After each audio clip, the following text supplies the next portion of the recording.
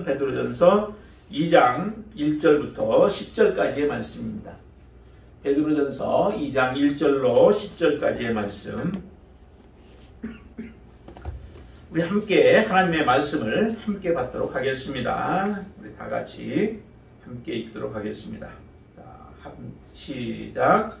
그러므로 모든 악독과 모든 기만과 외식과 시기와 모든 비방하는 말을 버리고 갓난 아기들같이 순전하고 신령한 것을 사모하라. 이는 그로 말미암아 너희로 구원에 이르도록 자라게 하려 함이라. 너희가 주의 인자하심을 맛고 왔으면 그리하라. 사람에게는 버린 바가 되었으나 하나님께는 택하심을 입은 보배로운 산돌이신 예수께 나아가 너희도 산돌같이 신령한 집으로 세워지고 예수 그리스도로 말미암아 하나님이 기쁘게 받으실 신령한 제사를 드릴 거룩한 제사장이 될지니라. 성경에 기록되었으되 보라, 내가 택한 보배로운 모퉁이 돌을 시온에 두노니 그를 믿는 자는 부끄러움을 당하지 아니하리라 하였으니, 그러므로 믿는 너희에게는 보배이나 믿지 아니하는 자에게는 건축자들이 버린 그 돌이 모퉁이의 머릿돌이 되고 또한 부딪히는 돌과 걸려 넘어지게 하는 바위가 되었다 하였느니라. 그들이 말씀을 순종하지 아니함으로 넘어지나니 이는 그들을 이렇게 정하신 것이라. 그러나 너희는 택하신 족속이요 왕같은 제사장들이요 거룩한 나라요 그의 소유가 된 백성이니 이는 너희를 어두운 데서 불러내어 그의 기이한 빛에 들어가게 하신 이의 아름다운 덕을 선포하게 하려 하심이라. 너희가 전에는 백성이 아니더니 이제는 백성이요 전에는 긍휼을 얻지 못하였더니 이제는 긍휼을 얻은 자니라. 아멘. 모든 행실에 선한 자가 되라. 모든 행실에 선한 자가 되라. 이 베드로 전서를 여러분들 그 배경적인 부분은 사실 베드로 전서는 전서와 또 후서의 그 대상들을 보면은 대상들이 다 흩어져 있는 그 대상들을 놓고서 썼죠. 그래서 1절에 이렇게 얘기합니다. 1장 1절에 보면은 예수 그리스도의 사도 베드로는 본도, 갈라디아, 갑바도기아, 아시아와 비두니아에 흩어진 나그네들이라고 이렇게 표현해요. 그 지역은 소아시아 지역에 있는 사람들이에요. 소아시아 하면 또 유명한 그 교회들이 있죠. 예, 그 계시록의 7교회들 보면은 소아시아 교회, 소아시아에 속하여 있는 그런 교회들이 7교회들이 있습니다. 그 7교회들은 대부분 그 남부지방에 해당되는, 소아시아의 남부지방에 해당되는 교회들이에요. 근데 여기에 나오는 이 지역들은 대부분 북쪽 지역에 해당되는 그런 교회들입니다. 그곳에 흩어져 있는, 또 그곳에서 믿음 생활하고 있는 그런 사람들이죠. 이 사람들이 왜 그곳에 이렇게 흩어져 있을까? 그것은 초대교회의 그 믿음 때문에, 복음 때문에 그들이 환난을 당하게 되어짐으로 인하여서 그 환난 때에 그 핍박을 피해서 곳곳으로 흩어지게 되어졌는데, 그때 흩어졌던 사람들이 이제 각자 이런 소아시아 지역으로 많이 사람들이 옮기게 되어지고, 그 옮겨진 사람들이 그곳에서 신앙생활하면서 이제 도전을 잡게 되어졌던 거죠. 그 대상들, 흩어져 있는 믿음 때문에 고난을 당하고 흩어져 있는 그 대상들이 바로 이 베드로 전후서의 그 대상들이었던 거죠. 그들을 향해서 이 복음을 썼던 거예요. 그러기에 이들은 많은 환난들을 직접적으로 그들의 삶 속에서 많이 경험하며 살아가고 있었습니다. 그들의 삶 속에서 많은 환난과 또 핍박과 고난들이 그들의 삶에 끊임없이 일어나고 있었던 때였던 거죠. 그들을 향해서 베드로가 그들에게 이제 이 전후서를 통하여서 말씀하고 있는 겁니다. 그런데 참 이 말씀을 보면서 특별히 베드로 전후서를 보면서 우리가 봐야 할 것은 뭐냐면은 어떻게 고난을 이겨내야 할 것인가 라고 하는 부분들을 많이 말씀해 주고 있는 겁니다. 그들이 고난 가운데 있기 때문에 특별히 그런 말씀을 쓰고 있죠. 6절을 한번 보세요. 1장 6절을 보시면은 그들이 처해져 있는 환경을 우리가 볼 수 있게 되어집니다. 한번 1장 6절을 같이 읽어보죠. 그러므로 너희가 이제 여러 가지 시험으로 말미암아 잠깐 근심하게 되지 않을 수 없으나 오히려 크게 기뻐하는도다. 여러 가지 시험들로 인하여서 그들이 많이 근심이 되었다는 거죠. 표현으로는 잠깐 근심하게 되지 않을 수 없다라고 그렇게 얘기를 하지만 그 잠시라고 하는 것이 그들의 생애 동안에 그들이 이 땅에 살아가는 동안에 계속 끊임없이 이루어질 수 있는 그러한 고난이기도 하고 환난인 거예요. 그것을 베드로는 잠시라고 하는 표현으로 하는 것뿐이지 그들이 한 번 환난을 당하고 그것으로 끝난 것은 아니라는 거죠. 우리가 복음 때문에 당하는 환난은 잠시 우리가 받는 것이라고 표현을 해요. 그래서 이 땅에서 받는 그런 환난은 잠시 받는 환난의 고통은 우리가 영원토록 하나님 앞에서 받을 그 영광에 비하면 아무것도 아니다라고 바울도 그렇게 이야기를 하고 있죠. 그런 것처럼 이 땅에서 받는 것은 한계가 있기 때문에 그래요. 무한이라고 하는 무한의 시간에다가 우리가 살고 있는 100년 또 좀 더 살면 110년 120년까지 해도 그 무한에다 그것을 대면은 그것은 정말 잠시일 수밖에 없는 거죠. 잠시밖에 안 되는 거예요. 그러기에 우리가 평생 고난을 당해도 환난을 당해도 이 땅에서 당하는 것은 잠시라는 거죠. 그렇게 표현하고 있는 거예요. 그들이 이처럼 여러 가지 환난으로 인하여 고난당하는 그런 인생이 지금 끊이지 않냐고 지속되어진다 할지라도 그러나 그것은 오히려 우리에게 크게 기뻐하는 계기가 되어진다는 거죠. 이 흩어져 있는 자들에게 이런 환난들이 있다라고 하는 거예요. 그러면 너희들이 이런 환난을 당하고 있는데 그 환난을 어떻게 그 고난을 우리가 어떻게 이겨낼 것인가 그것을 말씀하고 있는 거죠.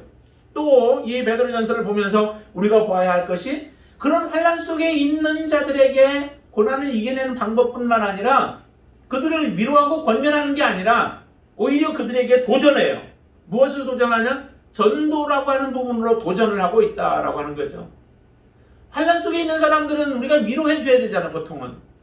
그런데 그 위로가 진정한 위로가 될 수 없는 거죠. 그냥 도닥거려주고 또 말로 몇 마디 해서 위로하는 것이 그게 진정한 위로가 아니라 여기에 바른 너희들이 정말로 그런 고난 속에 있지만은 너희들이 해야 할 부분이 있다면은 그것은 복음을 증거하고 전하는 일들이다라고 하는 거예요. 굉장히 강하게 만들어줬죠. 그들을 나약한 존재로 만들지 않아요. 원상 속에 있는 화초처럼 만들어 놓지 않아요. 그 고난 속에서도 고난을 이겨내면서 너희들이 하나님 앞에 정말 모든 행실을 선한 자가 되어서 그렇게 살아가게 되어질 때에 그것은 오히려 다른 사람들에게 하나님을 증거하는 자가 되어지고 전도하는 자들이 되어진다. 그런 능력 있는 자로 살아가도록 그렇게 권면하고 있는 게 지금 베드로전서의 모습이에요. 그리고 또한 이 환난 속에 있는 자들을 향해서 하시는 말씀이 뭐냐면 너희들은 하나님의 영광을 드러내야 된다라고 얘기해요. 우리가 이 땅에 존재하는 이유가 무엇인가? 왜 우리가 지금 살아가고 있는가? 살아가는 이유와 목적을 바르게 그들에게 깨닫게 해주죠.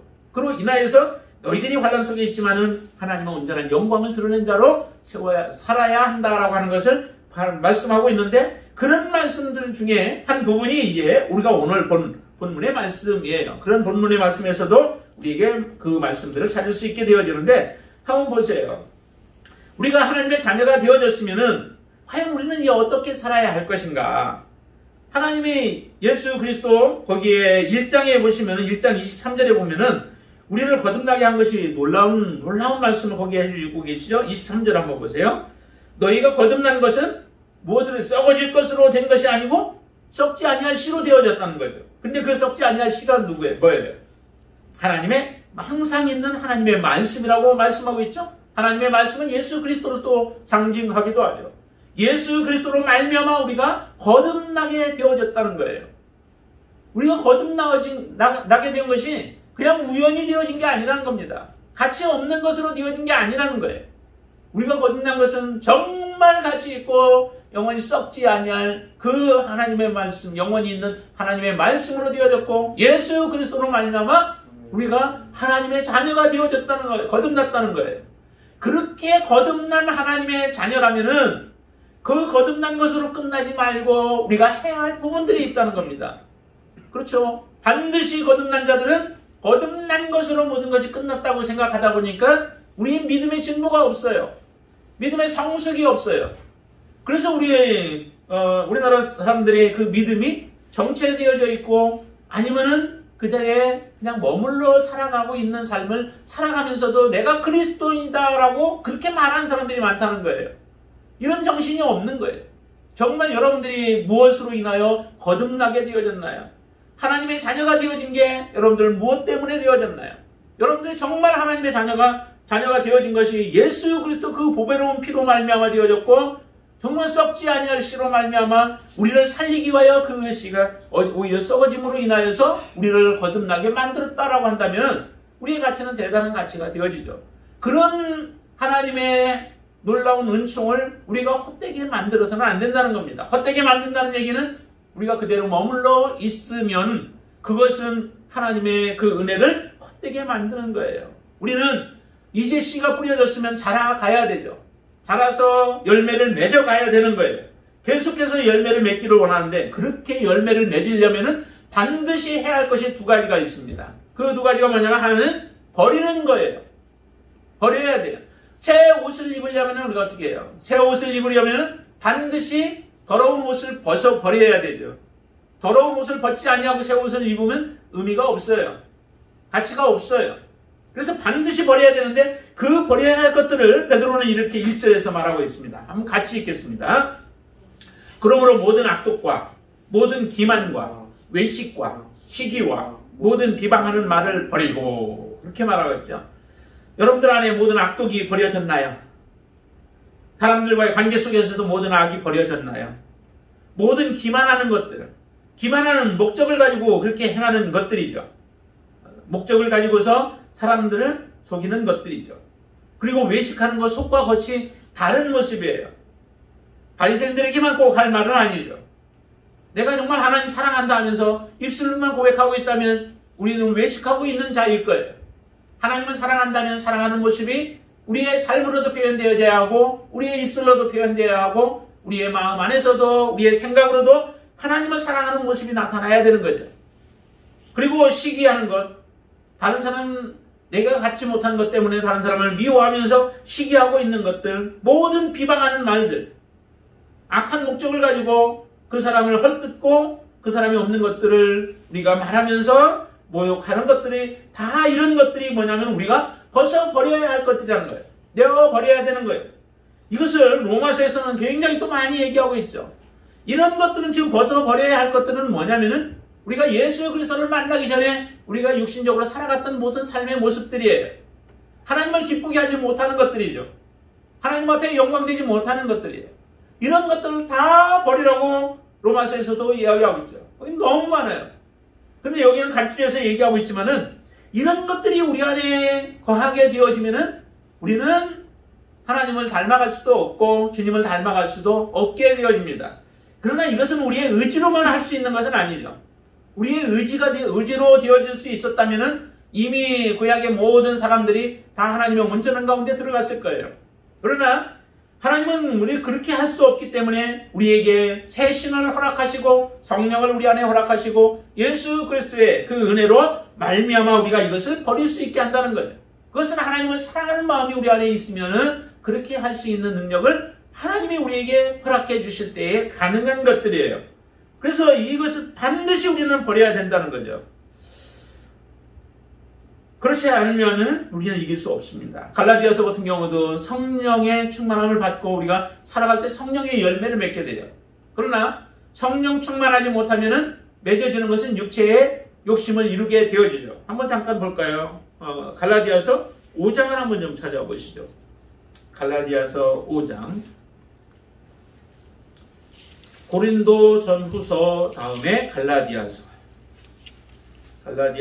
5장. 제 성경으로는 308쪽, 신약의 308쪽입니다. 먼저 찾아보시죠. 19절부터, 5장 19절부터. 찾으셨으면 우리 함께 같이 읽겠습니다. 21절까지입니다. 같이 읽습니다. 육체의 일은 분명하니 곧 음행과 더러운 것과 호색과 우상 숭배와 주술과 원수 맺는 것과 분쟁과 시기와 분냄과 당 짓는 것과 분열함과 이단과 투기와 술취함과 방탕함과 또 그와 같은 것들이라 전에 너희에게 경계한 것 같이 경계하노니 이런 일을 하는 자들은 하나님의 나라를 유업으로 받지 못할 것이요 하고 말씀하시죠. 이런 일을 하는 자들은, 이런 행위들을 행하는 자들은 하나님의 나라를 유업으로 받지 못한대요. 두려운 말 아니에요? 우리 안에 이런 모습들이 있는지를 우리는 하나님 앞에 설 때마다 우리 자신을 살펴야 되죠. 성령의 역사하심, 조명하심으로 통하여 우리의 이런 죄들이 있는지를 살피게 하시고, 혹시라도 우리 안에 이런 것들이 나타난다면 하나님 앞에 우리가 간구하고 기도하는 가운데서 그 모든 뿌리들을 뽑아내고 하나님 앞에 정결한 대로 서는 삶을 살아가는 거죠.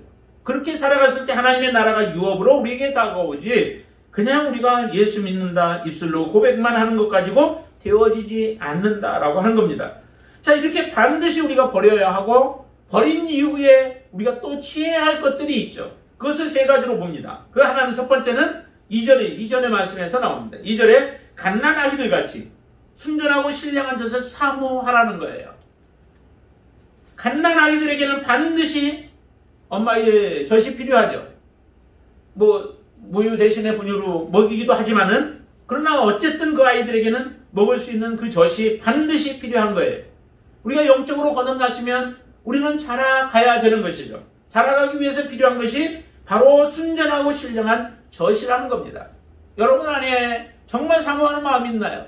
아기들은 조금만 안 주면은 몇 시간, 한 2시간 정도 먹나요? 2시간 정도 안 먹으면은 애들은 울어 제껴요. 엄마한테 달라고, 젖을 달라고 우는 거죠. 그래야 엄마가 알고 그것을 주는 거예요. 줍니다. 근데 아이가 달라고 울지를 않는다면 어떻게 될까요? 그 아이는 그러다가 잘못하면 죽어요. 영양실조 걸려서 죽게 되어야 돼요.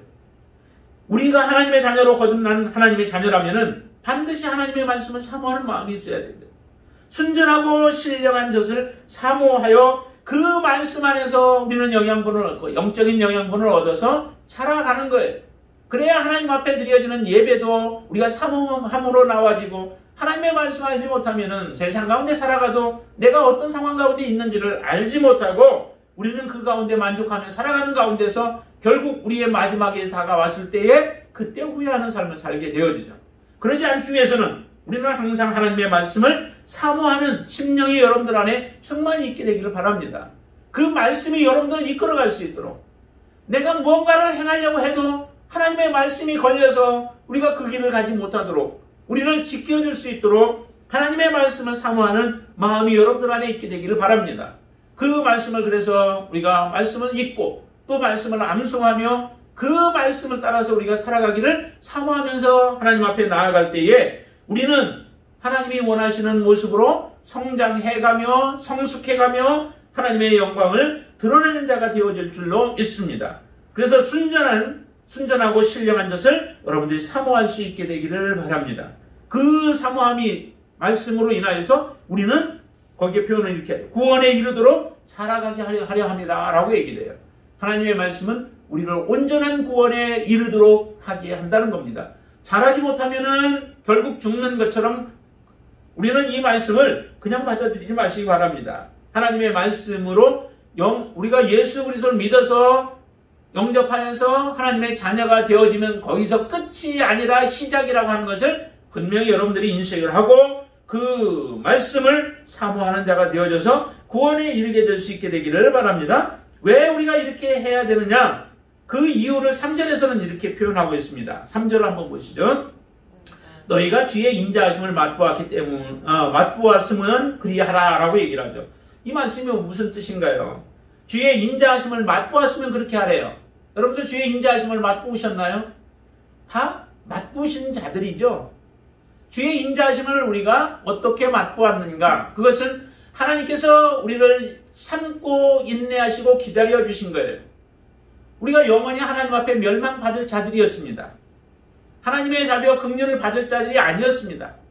그런 우리들에게 하나님께서는 자기의 사랑하는 아들을 이 땅에 보내주셔서 멸망받을 자들, 심판받을 자들, 하나님의 영원한 진노 가운데 들어갈 자들을 하나님께서는 인내하여 주시며 기다리시며 우리로 하여금 구원 가운데 들어오도록 하나님은 기다려 주신 거예요. 하나님이 은혜를 베풀어 주신 겁니다. 그 은혜로 인하여서 우리가 지금 하나님의 자녀가 되어졌고 하나님을 아버지라고 부르고 예수 그리스도를 주님이라고 우리가 부르면서 살아갈 수 있는 이런 하나님 주님의 은혜를 우리가 맛본 거예요.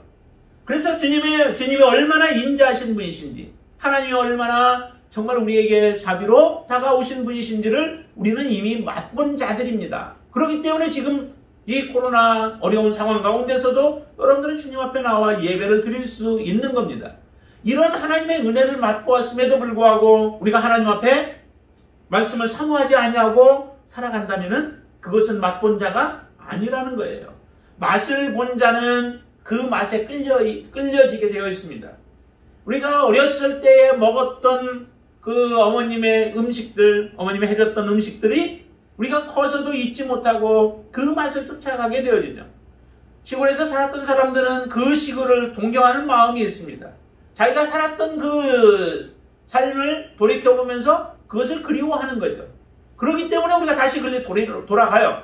연어가 알을 낳았던 곳으로, 또 자기가 태어났던 곳으로 다시 돌아가는 배기의 본능이 있듯이 우리에게도 그런 것이 있는 거죠. 우리가 하나님의 은혜를 알았음에도 불구하고 하나님의 은혜를 받지 아니한 자처럼 살아간다면 그것은 은혜가 없는 자가 분명한 것입니다.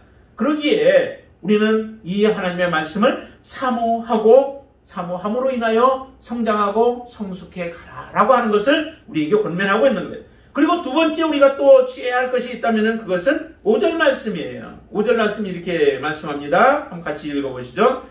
너희도 산돌같이 신령한 집으로 세워지고, 그러죠? 너희도 산돌같이 신령한 집으로 세워지래요. 산돌은 지금 예수님에 대해서 얘기했어요. 4절에 보시니까 산돌이신 예수께 나아가, 보배로운 산돌이신 예수께 나아가라고 말씀합니다. 예수 그리스도가 산돌이시라는 거죠. 그 이야기는 예수님이 정말 살아나신 분이시다, 부활하신 분이시다라고 하는 것에 대한 의미를 담고 있는 말이에요. 예수님은 죽었지만 십자가에 못 박혀 달려 돌아가셨으나 그분은 무덤에서 머물러 있지 않습니다. 무덤에서 일어나서 깨어나서 다시 부활하셔서 하나님의 보좌 우편에 앉아 계시는 산돌이신 예수 그리스도, 그분을 우리가 그분께로 나아가서, 그분께 나아가면 하나님은, 주님은 우리로 하여금 신령한 집으로 우리를 세워주시는 역사가 일어나요. 그 신령한 집이라고 하는 것은 다시 말하면 우리 교회들을 이야기를 해요. 참된 성전을 이야기하는데 그 참된 성전을 하나의 교회로 이야기하죠. 교회는 많은 교회들이 지금 현재는 있습니다. 그러나 이 교회를 이야기하는 게 아니라 온전한 우주적인 하나의 교회를 이야기를 하죠. 우리는 그 온전한 교회, 예수 그리스도의 온전한 몸을 이루는 그런 한 사람들이 되어지기를 주님은 원하시는 거예요. 그 돌이 되어져서 산돌같이 신령한 집으로 세워지기를 원하는 겁니다. 우리가 예수 그리스도께 온전히 붙어 있으면, 예수 그리스도와 함께 동행하면, 예수 그리스도를 온전한 주님으로 우리가 영접하여 믿음으로 살아가게 되어지면 반드시 우리는 온전한 교회의 하나의 일원이 되어져서 주님의 몸을 이루는 자가 되어질 줄로 믿습니다. 그렇게 되어졌을 때 그들이 구원이에요. 우리 안에 있는 생명이 우리를 그렇게 인도해 주실 줄로 믿습니다. 그렇게 두 번째 그렇게 하고, 세 번째 우리가 주의할 것은, 거기에 좀 더 읽으시면은 예수 그리스도로 말미암아 하나님이 기쁘시게 받으실 신령한 제사를 드릴 거룩한 제사장이 될지니라 라고 얘기합니다. 우리로 하여금 신령한 제사를 드릴 거룩한 제사장이 되라는 거예요. 여러분들 그렇게 되어지셨죠? 신령한 제사를 드릴 거룩한 제사장. 사도 바울은 로마서 12장에서 이렇게 말씀하죠. 우리가 하나님이 기뻐하시는 제사가 뭐예요? 우리를 산제사로 하나님 앞에 드리는 것이라고 말씀하죠. 산제사로 드릴 때 이것이 마땅한 하나님 앞에 드릴 예배고, 마땅한 예배라는 것은 하나님이 기뻐하시는 거죠. 하나님이 받으시는 예배죠. 하나님이 기뻐하시는 예배예요. 우리 한 사람 한 사람을 하나님께서는 거룩한 제사장으로 삼아주셔서 하나님 앞에 온전한 예배, 하나님이 받으시는 예배로 예배를 드릴 수 있는 자들로 우리를 하나님은 만들어 주셨습니다. 그런 존재로 하나님 앞에 우리 자신을 드리라는 거예요. 그게 하나님 앞에 우리가 선한 자로서 하나님을 섬기는 삶의 모습인 거죠. 하나님은 이렇게 우리로 하여금 이런 자로 서기를 원하세요. 예수님은 그러면 이렇게 얘기합니다. 예수님은 버린 바가 되었고, 그렇죠? 예수님은 사람들에 의해서 버림바가 되어졌지만은 그러나 영원히 버림을 받지는 않았습니다. 하나님이 오히려 그 버려진 예수님을 하나님이 택하셨죠. 하나님이 받으셨죠. 그래서 예수님을 통하여서 믿는 자들에게는 놀라운 역사를 이루어내시는 겁니다. 그래서 믿는 자들은 6절에는 부끄러움을 당하지 않도록 하신대요. 그리고 7절에는 너희 믿는 자들에게는 보배가 되어진다라고 얘기를 해요. 예수님이 정말 보배가 되신가요? 여러분들의 인생에 가장 귀한 보배이신가요? 그 보배가 되신다면은 여러분들은 지금 하나님 앞에 거룩한 제사장으로 지금 세움을 받은 자들이에요. 예수 그리스도가 우리가 그렇게 귀중하고 소중하고 귀한 분으로 우리의 마음에 자리를 잡고 계실 때에 우리의 삶은 정말 놀라운 인생이 되어지는 겁니다. 그러나 믿지 아니하는 자들에게는 그들은 오히려 그것에 걸려 넘어지게 되어지고 그들은 부서지게 되어져요. 하나님은 우리를 특별히 이런 존재로 세우셨습니다. 9절 말씀을 한번 보시죠. 9절에 보면 네 가지를 우리에게 특별히 말씀하고 계신데요. 하나님의 자녀가 되어진 우리의 모습을 이렇게 표현하고 있습니다. 자, 같이 한번 읽습니다. 그러나 너희는 택하신 족속이요 왕같은 제사장들이요 거룩한 나라요 그의 소유가 된 백성이니 그러죠. 우리의 모습이 지금 이렇게 표현하고 있는데 이것은 우리의 정체성과도 같아요. 그리스도인들의 정체성. 여러분들은 누구냐? 나는 하나님의 택하신 족속이다. 이스라엘 백성들을 애굽에서부터 이끌어내서 하나님이 시내산에서 이스라엘 백성들에게 특별히 하시는 말씀이 있었죠. 출애굽기 19장에 보시면은 거기에 이스라엘 백성들을 하나님이 내가 택하여 너희들을 세웠다라고 말씀하시고 거룩한 백성으로 만들었고 그리고 그들로 하여금 하나님이 어떤 분이신지를 드러내시겠다라고 말씀하세요. 한번 출애굽기 19장을 한번 보시죠. 19장에 그 말씀과 지금 이 본문은 동일하게 우리가 보셔도 돼요. 단지 그때는 대상이 누구였느냐면 대상이 이스라엘 백성들이었죠. 하나님이 애굽에서부터 이끌어내신 이스라엘 백성들 그들의 대상이었어요. 자, 5절과 6절을 우리가 한번 같이 읽겠습니다. 출애굽기 19장 5절과 6절 자 같이 읽습니다.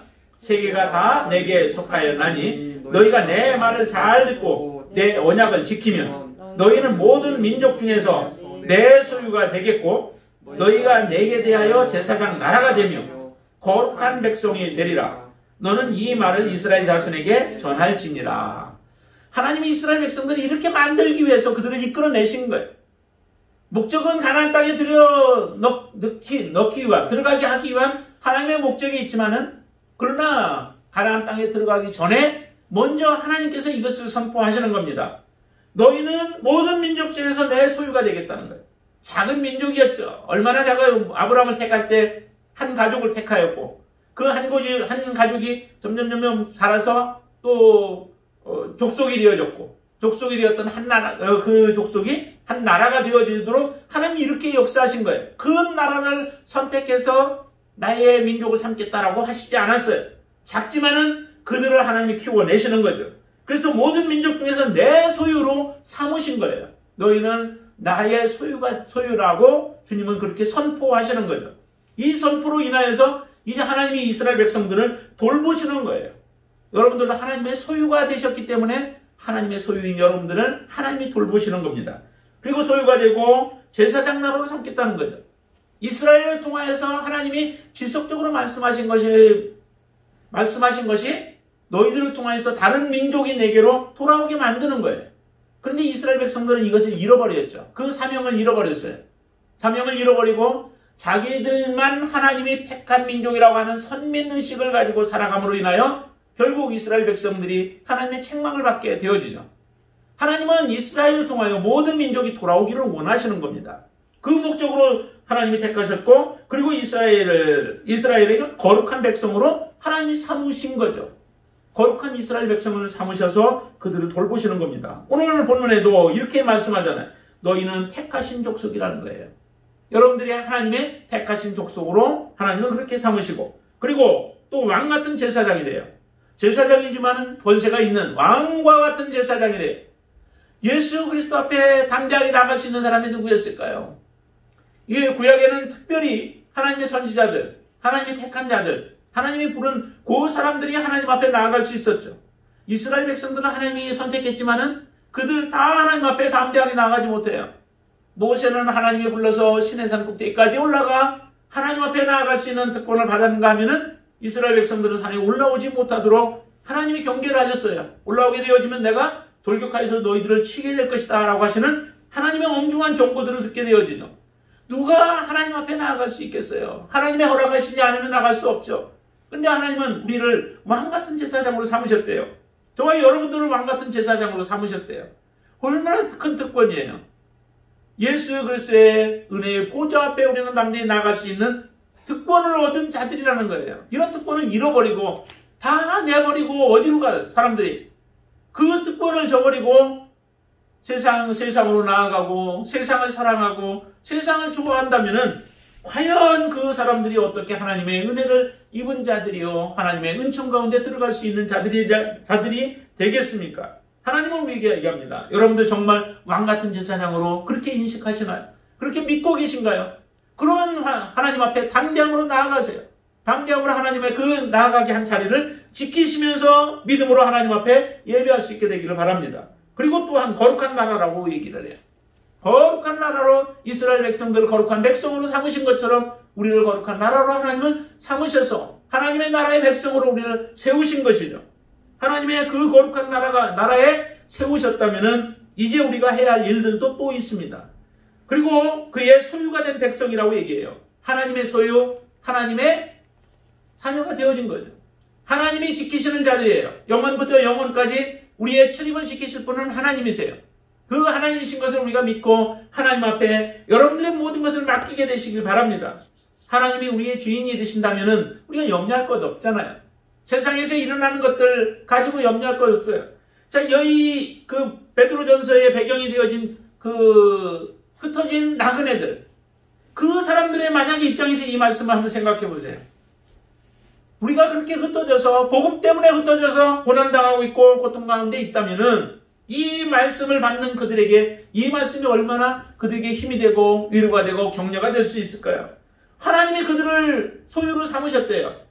고난 가운데 있는데도 하나님은 그들을 눈동자를 떼지 아니하시고 그들을 지키시고 돌보시는 하나님이십니다. 그런 하나님이 여러분들을 지켜주신다고요. 여러분들의 삶에 하나님이 역사하신다고요. 간섭하신다고요. 그 하나님 앞에 우리가 맡기는 삶이 되어졌을 때에 우리의 삶에 능력이 있는 것 아니에요. 고난 속에서도 너희들이 해야 할 일들이 있다는 거예요. 이런 크리스찬의 그 정체성을 가지고 있다면은 우리가 해야 할 부분이 무언가요? 우리가 해야 할 부분이 이런 정체성다운 삶을 살아가는 것, 그것이 그리스도인들이 해야 할 삶의 모습이라고 지금 베드로는 권면하고 있는 겁니다. 너희들이 지금 고난 가운데 있다 할지라도 그 고난 때문에 두려워하거나 낙심하지 말라. 너희들은 이런 존재야. 너희들은 하나님께서 택하신 족속이고 너희들은 왕같은 제사장이고 하나님의 소유가 되었고 하나님의 거룩한 나라가 된 존재가 너희들이야. 하나님은 이것을 버리지 않고 하나님 앞에 믿음으로 서 있는 너희들을 온전하게 이와 같은 존재로 만들어서 하나님의 나라에 온전한 하나님의 백성으로 삼으실 거야 라고 하시는 하나님의 약속인 거예요. 그렇기 때문에 이 흩어져서 믿음 때문에 고난당하는 이 나그네들이, 믿음의 지체들이 거기서 낙심하지 않냐고 믿음으로 모든 것들을 이겨내는 겁니다. 고난도 이겨내고 환난도 이겨내고 역경도 이겨내면서 예수 그리스도를 증거하는 자들이 되어지고 또한 그렇게 고난 속에서도 믿음을 지켜내며 살아가는 그들의 모습이 다른 사람들에게는 하나님의 영광을 드러내는 자들이 되어지는 거예요. 이 같은 말들이죠. 고난을 어떻게 이겨내야 하는가? 그 고난을 이겨내는 모습이 곧 하나님 앞에 영광이 되어지고 고난을 믿음으로 이겨내는 그 모습이 사람들에게 전도가 되어지는 거예요. 초대교회 모습 속에서도 그렇지 않아요? 초대교회 많은 사람들이 예수 그리스도의 죽으심과 부활을 증거함으로 고난을 당하지만은 그러나 그 공동체는 정말 거룩함이 있었습니다. 없는 사람들이 있어도 그 없는 것을 함께 나누는 삶의 모습을 보고 고난이 와도 그들은 기뻐하고 즐거워하며 예수 그리스도를 증거하는 모습들이 믿지 아니하는 자들에게는 놀라운 모습으로 보여지는 거예요. 그러자 예수 믿는 사람들이 5,000명씩 3,000명씩 돌아오는 역사들이 일어나고 정말 놀라운 하나님의 부흥의 역사가 일어나는 모습을 보게 되어지는 거예요. 우리가 고난당하면 고난 때문에 우리는 어떤 자세를 취하나요? 바로 이 베드로를 통하여서 권면한 이 말씀들이 바로 우리가 오늘날 이제 붙잡아야 할 말씀들이에요. 병탄한 가운데는 이런 말씀이 별로 들어오지가 않죠.